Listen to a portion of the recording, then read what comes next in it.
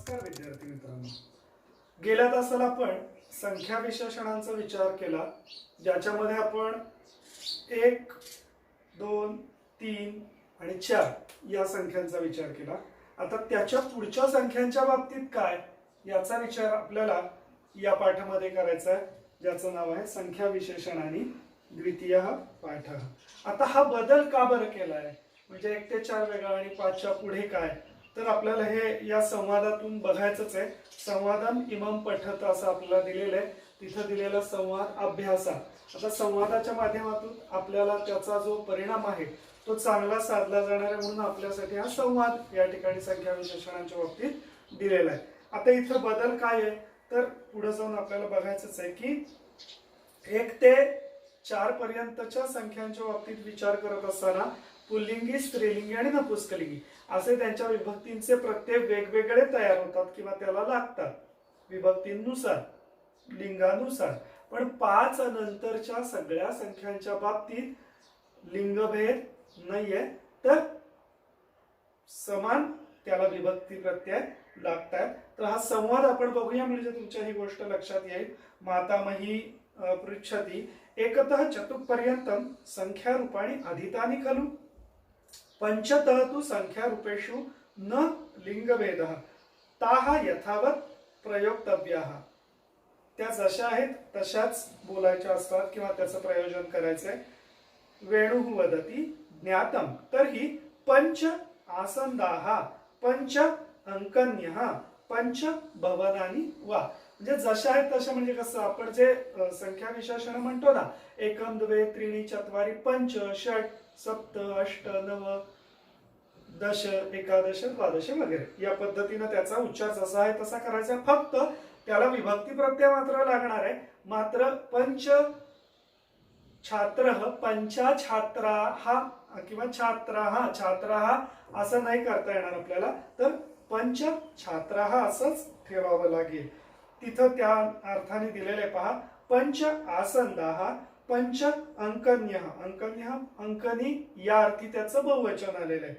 पंच भवनानि वा भवनम नपुंसकलिंगी. म्हणजे या ठिकाणी आपल्याला हे लक्षात आलं की 5 किंवा त्यानंतर पुढे येणाऱ्या संख्यांच्या बाबतीत त्या जशा आहेत तशाच विभक्ती प्रत्यय लावून, जसं आपल्याला पुढे सांगितलं त्याने की बिही बिहा बिह आना आणि सु अशा प्रकारे त्यांना विभक्ती प्रत्यय फक्त त्या येणाऱ्या विशेषानुसार लावायचे आपल्याला संख्या विशेषणासाठी आलेल्या. पुढे बघा, सुदेन्दुः वदति तथाच सप्त बटवः सप्त रज्जवः सप्त एवच दिनानि. पृथा वदति इतोपि 8 तारकाः 8 मुनयः 8 वसूनि. मातामही वदति उत्तमं काश्चन संख्याः प्रसिद्धाः. काही संख्या आजी म्हणतात की काही संख्या अशा प्रकारच्या प्रसिद्ध आहेत, जसं की पहा, यथा नव रात्रयः नवानाम रात्रीणाम समाहारः नवरात्री मासाचा समास होतो, तसं नवरात्रयः म्हणजे नवरात्री आपण जे म्हणतो नवरात्र आपल्याकडे असतं तसं त्याप्रमाणे. वेणुः च पृथः च वदतः सप्त ऋषयः 10 आननानि. आता हा थोडक्यात काय तर समासाचा विग्रह पण म्हणता येईल आपल्याला, किंवा तसं नाही म्हणता येणार. दशानन म्हणजे रावणीआरती. 10 आननानि यस्य सः दशाननः असा तो बहुब्रीही समास होतो. सप्त ऋषयः 8 लक्ष्म्यः 8 लक्ष्मी असं आपण ज्याचा सामासिक पद वापरतो. त्रीणि भुवनानि त्रिभुवनम नवरत्नानि नवरत्नानि नवरत्नम अशा अर्थी. मातामही वदति पर्याप्तम अहम अधुना कूट प्रश्न वदामि. आता मी तुम्हाला एक कूट प्रश्न किंवा कोड घालते बघा. भिहि भ्यः भ्यः आनाम सु किम एतत्. सुदेन्दुः उच्चैः हसित्वा वदति न एषः कूट प्रश्नः. हा काही कूट प्रश्न किंवा हे कोड नाही आहे. येते तू विभक्ती प्रत्यय. हे तर काय आहे, विभक्ती प्रत्यय आहे. आणि आपल्याला माहिती आहे ही संबोधनची काही गरज लागतच नाहीये संख्या विशेषणामध्ये. गतवर्षे अहम पठितवान सम्यक् स्मरामि अधुना अपि. मला गेल्या वर्षीचं अजूनही आठवत आहे. वेणुः वदति ओहो सुधेन्दो सत्यमेव तीक्ष्णा जाता तव बुद्धी तर्हि एते संख्या प्रत्ययाः तृतीयातः सप्तमी पर्यंतम. तर हे प्रत्यय कसे तर तृतीयपासून सप्तमी पर्यंतचे आहेत. यथा पंच पंच पंचभिः पंचभ्यः पंचभ्यः पंचानां पंचसु. आता या ठिकाणी एकच का दिलेलं आहे तर आपल्याला माहिती आहे की हे नित्य बहुवचनीच याची रूप असणार आहेत, कारण 5 ही संख्या काय आहे नित्य बहुवचनीच आहे ना. पंचतः नवदश पर्यंतम रूपाणी पंचसंख्या इव भवन्ति सत्यम खलु. मग 5 पासून 19 पर्यंतची जी रूप आहेत ती 5 या संख्येप्रमाणेच होतात. खरंय का. आम अतीव मुदिता अस्मी. आजीला आपली नातवंड हुशार झाल्याचा खूप आनंद आहे. ती आजी म्हणतात की खूप आनंद वाटला मला. यूयम सर्वे संस्कृत पटवः. तुम्ही सर्वजण काय आहात संस्कृत पटू झालेले आहात, म्हणजे संस्कृत भाषा तुम्हाला चांगली अवगत झालेली आहे. आता पटवहाचं रूप सहज जाता जाता बघा. पटवः भानु भानु भानवः प्रथमाप्रमाणे पटुः पटु भानुः भानु पटुः पटु पटवः प्रथमा. पटवः हे काय झालं मग बहुवचन झालं. पटू या मूळ शब्दाचं उकारांत पुल्लिंगी शब्दाचं. इतः परम संस्कृत भाषेया खेळितु समर्थाः. आता यापुढे तुम्ही संस्कृत भाषेमध्ये अशा प्रकारची कोडी घालणं, एकमेकांना प्रश्न करणं, गुट प्रश्न करणं या पद्धतीने तुम्ही खेळण्यासाठी समर्थ झालेले आहात. सुधेंदुः वदति तत्तु त्वया सह संभाषणेन किंचित व्याकरणाभ्यासेन च. हे कशामुळे शक्य झालं तर तुझ्याबरोबर बोलण्यामुळे आणि थोडा आम्ही संस्कृत भाषेच्या व्याकरणाचा अभ्यास केल्यामुळे. वेणुः वदति संख्या रूपाणि सम्यक् अधीत्य संभाषणे संख्यानाम् अधिकं प्रयोगं कुर्मः. तर आपण काय करूया तर संख्या रूपांचा योग्य पद्धतीने अभ्यास करून त्यांचं ग्रहण करून ते शिकून आपल्या संभाषणामध्ये संख्यांचा अधिकाधिक आपण उपयोग किंवा प्रयोग करूया. अग्रिमे अवकाशे अन्यान संख्या विशेषान ज्ञातुम आगच्छामः. पृथा म्हणते की आम्ही पुढच्या सुट्टीमध्ये आणखीन संख्या विशेषणांचा अभ्यास करण्यासाठी किंवा संख्या विशेषण संख्यांची काही जी वैशिष्ट्ये आहेत त्यांचा अभ्यास करण्यासाठी जाणून घेण्यासाठी आम्ही येऊ. आता या खाली दिलेली काही संख्या रूप आहेत पहा. जसं आपल्याला वर पंच पंच पंचभिः पंचभ्यः पंचभ्यः पंचानां पंचसु म्हणजे 1 2 3 4 5 6 आणि 7 प्रथम ते सप्तमी पर्यंतची रूप आपल्याला दिलेली आहेत. जसं द्वितीय असेल तर काय येणार आहे पंचच येणार आहे. तृतीय असेल तर पंचभिः, चतुर्थी पंचभ्यः, पंचमीला पण पंचभ्यः, षष्ठीला पंचानां आणि पंचसु ही सप्तमी झाली. मग नित्यम बहुवचनाम संख्या रूपाची दिलेली आहे ती नित्य बहुवचनी आपण सुरुवातीला बघितलंय. तर बघा षट किंवा षट त्याचा उच्चाराप्रमाणे केलेला आहे. षट षट द्वितीया, षट्भिः तृतीया, षट्भ्यः चतुर्थी, षट्भ्यः पंचमी, षण्णाम बघा षण्णाम षष्ठी आणि षट्सु किंवा षटत्सु ही सप्तमी. आपण षट्सु जरी वापरलं तरी चालतं, असं काही नाही दुसरं वापरलंच पाहिजे. एक कुठलं तरी लक्षात ठेवलं तरी हरकत नाही. अष्टच्या बाबतीत थोडासा बदल आहे पहा.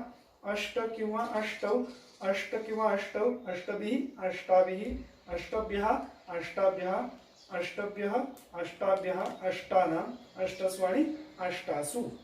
थोडक्यात आपण स्त्रीलिंगी रूपांसाठी वापरू शकतो. 9च्या बाबतीत पण तसंच आहे. नव नव नवभिः नवभ्यः नवभ्यः नवानां आणि नवसु अशा प्रकारे सप्तमीचं त्याचं रूप होतं. आता याच्या अनुषंगाने आलेले खाली काही प्रश्न आहेत त्याचा विचार करूया. म्हणजे आपला संख्या विशेषणांचा आपल्या या सेतुपाठाच्या अंतर्गत जो आपण गेल्या वर्षीचा म्हणजे 9वीचा अभ्यास करतो आहोत तो संख्या विशेषणांचा अभ्यास आपला या ठिकाणी पूर्ण होईल. सोपा भाग आहे. फक्त आपण हा व्यवस्थित जर अभ्यासला तर कंसातल्या योग्य रूप वापरून आपल्याला तो प्रश्न सहज सोडवता येऊ शकतो. 3-3 मार्काचे जे प्रश्न आहेत त्या अनुषंगाने आपल्याला हा प्रश्न सोडवून याचे मार्क आपल्याला मिळवता येऊ शकतात. आता बघा संख्या रूपाने लिखित वा वाक्याने पूरयत. आता परीक्षेत काय आपल्याला असं येणार नाही संख्या विशेषण वापरा किंवा आवृत्तीवाचक वापरा, संख्यावाचक वापरा, त्याच्यानंतर आपण दुसरा कुठला बघितलेला आहे क्रमवाचक वापरा. या पद्धतीनं आपल्याला ते सूचना तशी असणार आहे, त्यामुळे फार काही त्याच्या डीप मध्ये जायची गरज नाही. बघा, तत्र कंसामध्ये पंच दिलेलं आहे, बालकेशु कलह उद्भूतः. आता बालकेशु इथं काय आलेलं आहे, सप्तमी आली. मग आपला नियम काय सांगतो की विशेषाच्या लिंग वचनाप्रमाणेच आपण विशेषणाचं लिंगवचन करतो. म्हणून मग काय येणार आहे आपलं, पंचसु. आपण बघितलंय ना की विभक्ती प्रत्यय सप्तमीला सु लावलेला आहे आणि पंच पंच फक्त लावायचं आणि पंचसु असं त्याचं रूप तयार झालं. म्हणजे आपलं वाक्य काय तयार होणार मग, तत्र पंचसु बालकेशु कलह उद्भूतः. पाचही मुलांमध्ये, वर किंवा मध्ये आपल्याला माहितीये सप्तमी विभक्ती होते. दुसरं पहा, 6 आकडा दिलाय, बिडालही एकः एव मूषकः दृष्टः. कर्मणी रचना येते पहा. तर तृतीय आलेले बिडालही षड्भिः असं त्याचं रूप येणार. षड्भिः बिडालही एकः एव मूषकः दृष्टः.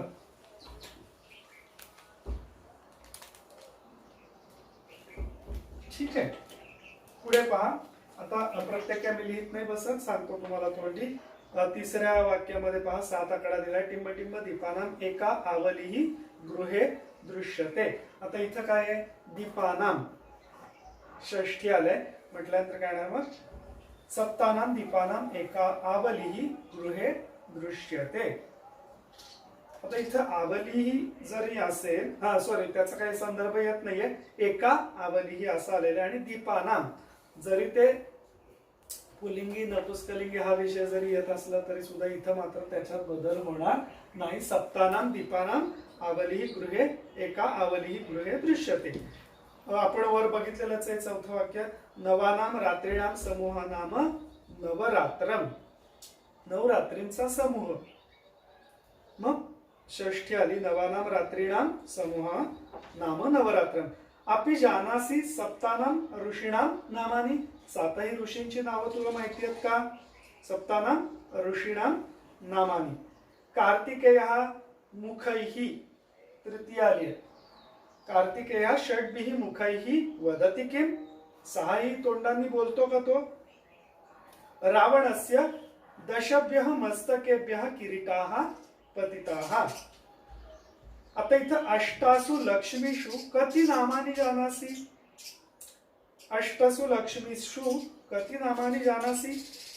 राजा नवभ्यः ऋषिभ्यः दानं दत्तवान. चतुर्थी विभक्ती आली, टिंब टिंब ला या अर्थी, देणे या अर्थी असेल तर आपण काय करतो, चतुर्थीची योजना करतो. नवभ्यः ऋषिभ्यः दानं दत्तवान.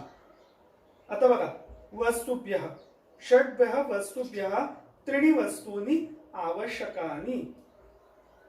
6 वस्तूंमधून पासून या अर्थी, वस्तुभ्यः त्रीणि वस्तूनि आवश्यकानि. 3 मुद्दाम दिलेला आहे आपल्याला, कारण या अनुषंगाने आपण जातोय का असं त्याला बघायचंय. पण इथं काय आलं, 3 आकडा आहे. 3 आकडा आला म्हटल्यानंतर वस्तूनी, त्रीणि वस्तूनी आवश्यकानि.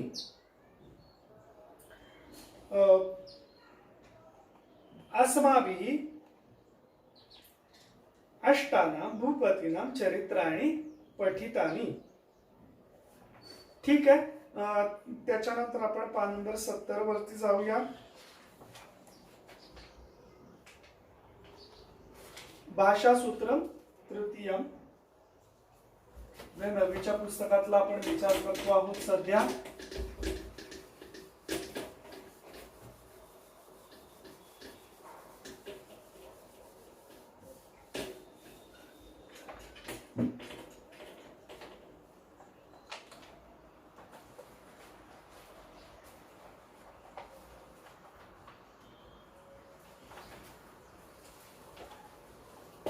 आता याच्या अनुषंगाने आपल्याला काय बघायचंय,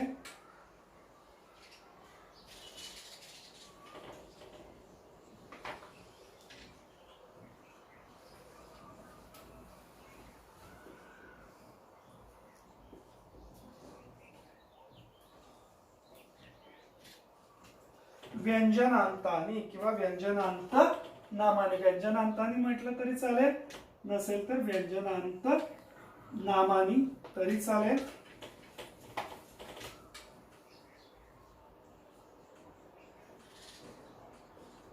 कारण व्यंजनांत असतात तीच मुळात नामच असतात, त्यामुळं तसं पण चालू शकतं व्यंजनांत नामाने. आतापर्यंत आपण काय बघितलं तर अ उ आ ई दीर्घ ई रू रू या अर्थीचे स्वरांत शब्द बघितले. आता आपल्याला बघायचे व्यंजनांत शब्द. मग व्यंजनांत आणि स्वरांत मध्ये फरक काय आहे तर आपण बघितलेलं की अगदी 8वीत शिकत असताना देव शब्द. मग तुम्ही म्हणाल व तर हे व्यंजन दिसतंय मग असं कसं काय, तर असा विषय नाही येतो. आपण हे 8वीत बघितलेलं आहे. मूळ जे व्यंजन आहे ते कसं आहे रस्व असतं. मग याच्यामध्ये काय झालंय अ हा स्वर मिसळला आणि मग तो शब्द तयार झाला मूळ शब्द देव. म्हटल्यानंतर देव शब्द उच्चारल्यानंतर आमच्या कानावरती कुठला स्वर आला, देव अ, किंवा नदी ई ई, नदी ई, भानू उ, म्हणजे तो उकारांत झाला, नदी इकारांत झाली, किंवा देव शब्द अकारांत झाला. मात्र मूळ व्यंजनासहित काही शब्द येतात त्यांना आपण काय म्हणतो व्यंजनांत नामानी किंवा व्यंजनांतानी या अर्थी. अस्माभिः स्वरांत नामानी पठितानि अधुना व्यंजनांत नामानी द्रष्टव्यानि. अत्र अंतिमं व्यंजनं किम् एतदनुसारेण तस्य प्रकृतिः निश्चितं कर्तुमस्ति, तस्य उच्चारणं निश्चितं कर्तुमस्ति.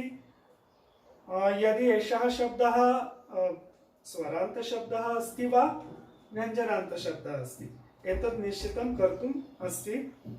सुमनस, इथे पहा आता त्यांनी काही शब्द दिलेले आहेत आपल्याला.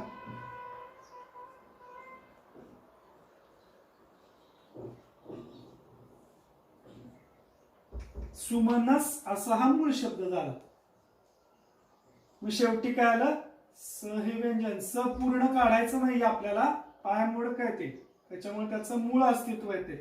म्हणून मग सुमनस हा काय झाला सकारांत, किंवा पुढे दिलेला अप्सरस सकारांत, विद्वस सकारांत, दिश शकारांत, प्रावुष शकारांत, वणिज जकारांत, वाच चकारांत, बुभृत तकारांत, राजन अनंत म्हणतात त्याला, नकारांत म्हणत नाहीत, राजन अनंत, गिर रकारांत, विरुद्ध धकारांत, सुरुत दकारांत. व्यंजनांतम इथं दिलेले पहा आपल्याला तकारांताच्या बाबतीत. व्यंजनांतामध्ये मग आपल्याला टेंटेटिव्हली की त्याच्या अनुषंगाने इतर कुठली जर नामं आली तर तशा पद्धतीने आपण त्याचे विभक्ती प्रत्यय लावू शकतो. जसं आता पुल्लिंगामध्ये तकारांत आपल्याला अभ्यासायचा आहे, तो सगळ्यात पहिला आहे तो म्हणजे मरुत.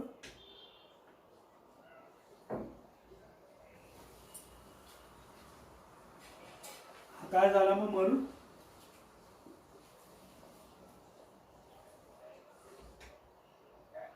मरुत म्हणजे वारा, त्याच्यामुळे मग हा काय झाला तकारांत पुल्लिंगी. मरुत तकारांत पुल्लिंगी. स्त्रीलिंगी त्याच्याच प्रमाणे चालणारा सरित, आणि नपुंसकलिंगी आहे जगत. सकारांत मध्ये आपल्याला अभ्यासायचं आहे पुल्लिंगामध्ये चंद्रमस म्हणजे चंद्र या अर्थी, स्त्रीलिंगामध्ये अप्सरस आणि नपुंसकलिंगामध्ये पयस म्हणजे पाणी या अर्थी. आता तुम्ही हे 9वीत शिकलेले आहात, फक्त आपण याची एकदा आवृत्ती घेतो आहोत. तर मरुत तकारांत आपण बऱ्याचदा म्हटलेला पण आहे. मरुत मरुत मरुत प्रथमा मरुतम मरुतो मरुत द्वितीया मरुता मरुद्या मरुद्वी तृतीया मरुते मरुद्या मरुद्भ्य चतुर्थी मरुत मरुद्या मरुद्भ्य पंचमी मरुत मरुतोः मरुतां षष्ठी मरुति मरुतोः मरुत्सु सप्तमी हे मरुतौ हे मरुतः संबोधन याप्रमाणे. तसंच सरित सरितौ सरितः प्रथमा सरितं सरितौ सरितः द्वितीया सरिता सरिद्भ्यां सरिद्भिः तृतीया सरिते सरिद्भ्यां सरिद्भ्यः चतुर्थी सरितः सरिद्भ्यां सरिद्भ्यः पंचमी सरितः सरितोः सरितां षष्ठी सरिति सरितोः सरित्सु सप्तमी हे सरितौ हे सरितः संबोधनम. मरुत प्रमाणे मग चालणारे काय भूभृत महिभृत क्षमाभृत दिनकृत विश्वजित इंद्रजित हे काही शब्द आहेत मूळचे. त्याचबरोबर सरित प्रमाणे तडित म्हणजे वीज या अर्थी, योषित विद्युत या प्रकारे काही शब्द चालतात.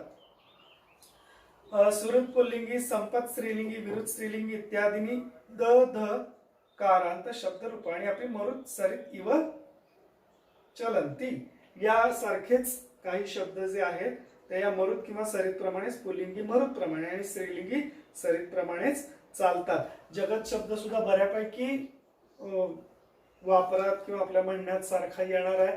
सोपा शब्द आहे पहा. जगत जगती जगंती प्रथमा, जगत जगती जगंती द्वितीया, जगता जगद्भ्याम जगद्भी तृतीया, जगते जगद्भ्याम जगद्भ्या चतुर्थी, जगतः जगताम जगतः जगद्भ्याम जगद्भ्या पंचमी, जगतः जगतोः जगताम षष्ठी, जगती जगतोः जगत्सु सप्तमी, हे जगत हे जगती हे जगंती संबोधनम. म्हणजे पुल्लिंगाप्रमाणेच बऱ्यापैकी तो चालतोय. चंद्रवस शब्द सुद्धा बऱ्याच ठिकाणी आपल्याला वापरामध्ये येतो. हा पण पाठ करायचा.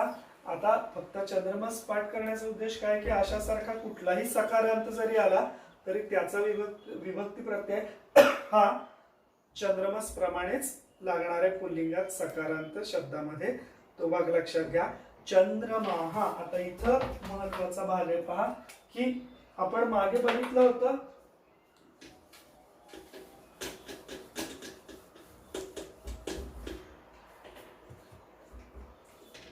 आता बऱ्याचदा आपला गोंधळ उडतो किंवा आपल्याला शंका येते. आपल्याला सवय काय लागलेली असते की त्या शब्दाला जर काना असेल तर 100% तो शब्द बहुवचनी आहे. पण तसं नाहीये. हा काय एकवचनी हे रूप आहे.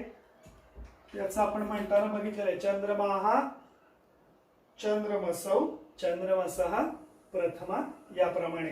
असाच एक शब्द मित्रांनो आपल्याला मागे गेलेला आहे. पितृभक्तः नचिकेताः. अशा वेळी आम्ही काय करतो न्यूट्रली जर आम्हाला असा शब्द आला समजा नुसता सेपरेट नचिकेताः तर आम्ही डोळे झाकून काय म्हणणार की हा बहुवचनी आहे. पण हा बहुवचनी शब्द नाहीये. याचा मूळ शब्द काय येतो नचिकेतस. नचिकेतस की जो या चंद्रमस प्रमाणे चालतो किंवा नचिकेतस हा सकारांत पुल्लिंगी शब्द आहे ज्याची प्रथमा विभक्ती होते एकवचनाची नचिकेताः. हे लक्षात ठेवा सहज जाता जाता म्हणून. चंद्रमसविव अन्य शब्दाः दुर्वासस वेदस वनौकस दिवौकस नचिकेतस. इथे आला पहा खाली शब्द वाजश्रवस रजस इत्यादी. तसंच अप्सरस शब्द सुद्धा तितकाच महत्वाचा आहे आपल्या दृष्टीनं. तोही पाठ करायचा आहे. असं नाही आहे की हे 9वीच आहे मग आता आम्हाला 10वीला कशाला येईल असं अजिबात समजायचं कारण नाही. 8वीतलं व्याकरण 9वीतलं व्याकरण किंबहुना बेसिक नॉलेज जे आहे ते सगळं भाषा शिकत असताना महत्वाचं आहे. असं कुठं बंधन नाहीये 10वीची प्रश्नपत्रिका तयार करत असताना की अमुक एखादी गोष्ट 8वीतली टाकायची नाही. हा तुम्हाला काही क्रियापदांची रूप 10वीच्या वर्गामध्ये आल्यानंतर आहेत त्याला महत्व दिलं जाईल. याचा अर्थ लट लकाराचं एखादं उदाहरण तुम्हाला प्रश्नपत्रिकेत येणार नाही असं होणार नाही. ते पण येऊ शकतं हे लक्षात ठेवा. त्यामुळं अशा प्रकारची काय ना मी काय म्हणेन की प्रश्नांसाठी म्हणण्यापेक्षा आमची भाषा समृद्ध करण्यासाठी आम्हाला या सगळ्यांचा अभ्यास करायचा आहे. प्रत्येक ठिकाणी आपण काय गुण मिळवण्यासाठीच त्याचा अभ्यास करायचा असा विषय नाही. मग निबंध लेखन असेल प्रश्नांची उत्तरं लिहिणं असेल संस्कृत वाक्यरचना करणं असेल सगळ्यांसाठीच आम्हाला या गोष्टी तितक्याच गरजेच्या आहेत. अप्सरस सकारांत स्त्रीलिंगे अप्सराः अप्सरसौ अप्सरसः प्रथमा अप्सरसम अप्सरसौ अप्सरसः द्वितीय वगैरे ही रूप. आता मी जसं म्हटलेलं सुरुवातीला तुम्हाला वही करा. त्या वहीमध्ये या सगळ्या गोष्टी आपण जे सगळे शब्द नाम सर्वनाम जे घेतो आहोत किंवा क्रियापदांची काही रूप त्यांचे प्रत्यय हे सगळं लिहून काढा आणि मधून अधून ते सहज मजा म्हणून पाठ करायचं म्हणून नव्हे मजा म्हणून सहज बघत चला वाचत चला आणि ते केव्हा तुमच्या लक्षात राहील तुम्हाला समजणार पण नाही. पयस सुद्धा तसंच आहे. पयस सकारांत नपुंसकलिंगी मग अप्सरस प्रमाणे चालणारा उषस हा शब्द आहे. जे उषा आपण शब्द बघ पहाट या अर्थी उषस. पयः पयसी पयांसी प्रथमा पयः पयसी पयांसी द्वितीया पयसा पयोभ्याम पयोभी तृतीया. हा चंद्रमस प्रमाणेच चालणार. तशा पद्धतीने आपण तो चालवू शकतो.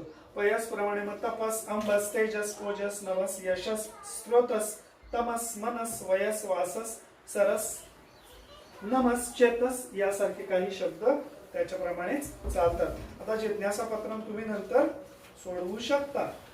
ठीक आहे. पुढे दिलेली काही सर्वनाम बघूया आपण.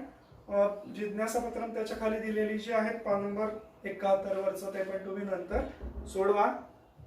आता पुढे सर्वनामानी काय दिलेली आहेत. आता गंमत कशी आहे, सर्व पुल्लिंगम सर्वनामम, सर्व स्त्रीलिंगी स्त्रीलिंगम वा सर्वनाम. आता इथं आम्हाला सर्व सर्वनाम जे दिलेलं आहे ते संबोधन विभक्ती पर्यंत दिलेलं आहे. मग तुम्ही आता असा प्रश्न उपस्थित कराल की तुमच्या मनामध्ये असा प्रश्न येईल की आम्हाला तर इयत्ता 8वी मध्ये असं सांगण्यात आलं होतं की सर्व नामांना संबोधन विभक्तीच असते आणि इथं तर वर शीर्षक दिलंय सर्वनामानी आणि खाली तर संबोधन विभक्ती पर्यंतची रूप दिलेली आहेत. मग हे कसं काय, तर सर्व सर्वनाम हे काय आहे, विशेषणात्मक रूपाने वापरलेले, त्यामुळे त्याची संबोधन विभक्ती त्या ठिकाणी आलेली आहे. म्हणजे थोडक्यात काय आहे की आपण जसं इंग्लिश मध्ये म्हणतो ना, every law and rule have exception, प्रत्येक नियमाला काहीतरी अपवाद असतो. तशाच पद्धतीनं याही ठिकाणी हा अपवादात्मक भाग आहे की हे सर्व सर्वनाम जरी आहे तरी त्याला संबोधन विभक्ती आली आहे, कारण का ते विशेषणाच्या रूपानं आपण वापरतो.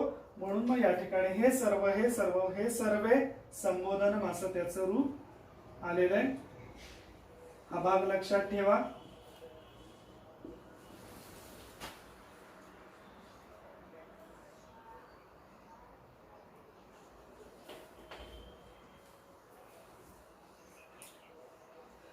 आता इथं हे पण पाठच करायचे आपल्याला. सर्वे प्रथमा सर्वम सर्व सर्वान द्वितीय सर्वेण सर्वाभ्याम सर्वैहि तृतीय वगैरे. सर्वस्मय सर्वाभ्याम आपण जसं 8वी पासून अभ्यासत आहोत की तत् सर्वनामाप्रमाणेच सगळी त्याची विभक्ती प्रत्यय त्याला लागलेले आहेत. तस्मात् ताभ्याम तेभ्यः पंचमी वगैरे या अर्थाने, किंवा तस्य तयोः तेषां षष्ठी, तसं सर्वस्य सर्वयोः सर्वेषां षष्ठी. थोडं जर आपण लॉजिक लावलं ना मित्रांनो तर प्रत्येक गोष्ट पाठच करावी लागेल असं काही नाहीये. थोडंसं इकडचं तिकडचं आपण लक्षात ठेवल्या गोष्टी तर आपल्याला त्याचं सहज रूप तयार करता येऊ शकतं. तसंच सर्व स्त्रीलिंगी सर्वनाम पण आहे, सर्व नपुंसकलिंगी सर्वनाम पण आहे. खाली ओलामध्ये काय सूचना दिलेली ते बघूया.